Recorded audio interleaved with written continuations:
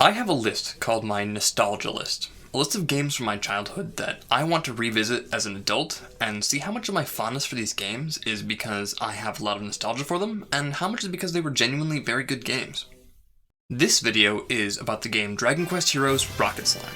It's a cute spin-off game from the Dragon Quest series that came out for the Nintendo DS in 2006. You play as a slime and you fight giant tanks.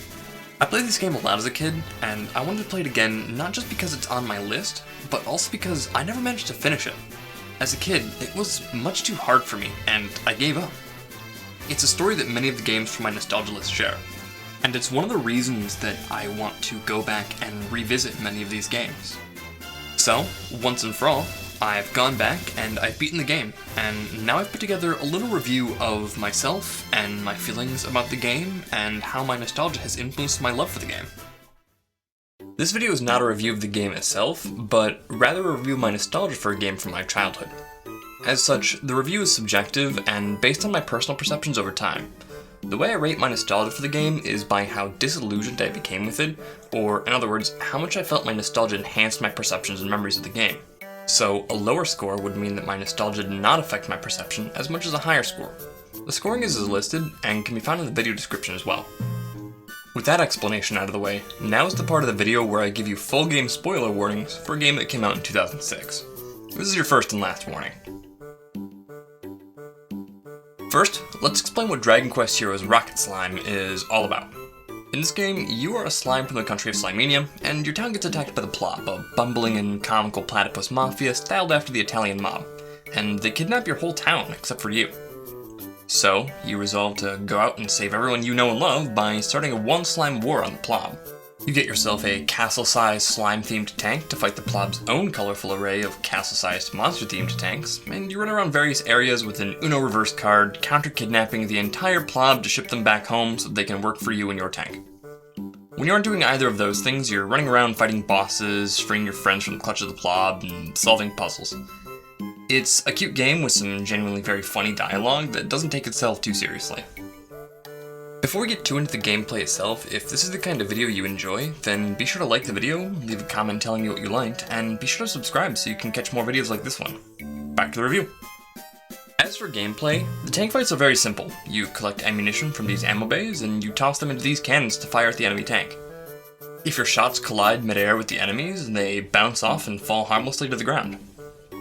However, there is another strategy, and that is to shoot yourself into the enemy tank and simply prevent them from firing anything out of their cannons while your crew in your tank fires unopposed. Unfortunately, this turns out to be the dominant strategy, and once you figure that out, the tank fights become a lot more boring and they start to drag on. I discovered the strategy during the second fight with our rival, an edgy slime named Slible, and every tank fight after that became little more than a 5-minute cutscene where I would occasionally bonk someone from the enemy tank while my crew fired unopposed. What really stood out to me about the tank fighting was the optimization and customization you could do. You can choose what and how much of each kind of ammo you take into battle, up to a maximum of 50. Each ammo type does different damage and sometimes has special effects. It was a lot of fun mixing and matching, trying to get a combination that gave me a fast way to take down enemy tanks. But ammo is not the only thing that you can customize. Playing through the game, you get access to crew members to help you out in your tank. And this is where a lot of fun strategy can evolve. There are two ways of getting more crew members to help you out during tank fights: kidnapping monsters and rescuing slimes. Once you kidnap enough of one kind of monster, you get the ability to add them to your crew, and a lot of them have weird and fun abilities to make use of during battle. I went with a fairly simple crew setup for most of my play, with one crew member manning each cannon and a third crew member running in to steal ammo from the enemy tank. But there were a lot of abilities, like healing, or infiltrating the enemy tank and destroying things, or keeping invaders out of your tank.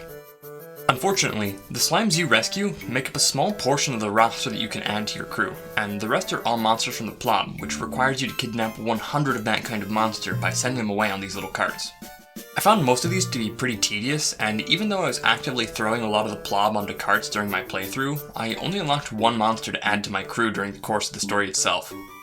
The abilities that these monsters have can be wacky and fun during tank fights, but it felt like such a grind that I didn't bother to get them all. The last thing that I want to talk about is the exploration aspect of the game, where you run around different areas on the map and free your slime friends from these little blue chests, all the while solving puzzles and throwing Plop or ammo that you've collected onto carts to be taken back home. None of these puzzles are too challenging, and often have you running all over the map to collect certain items or monsters to balance on your head.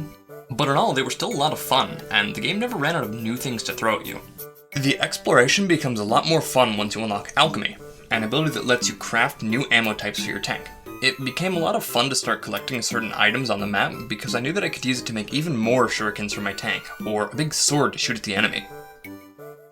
That wraps up discussion about the gameplay, so let's talk about how much I think nostalgia affected my memory of the game. Dragon Quest Heroes Rocket Slime is a very fun game. It lasts the perfect amount of time for a casual playthrough, just over 6.5 hours to collect all 100 of my lost slime friends. Though, there are many more hours to be spent collecting all the monsters to add to your crew and fighting in the tank arena.